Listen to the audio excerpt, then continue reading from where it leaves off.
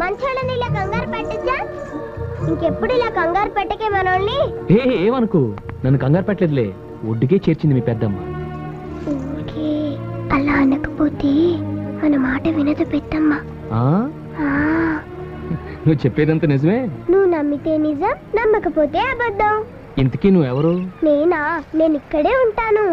అవును, నువ్వు ఒకదాన్ని తిరుగుతున్నావు, నీకు భయం ఏదా? నాకేం భయం లేదు.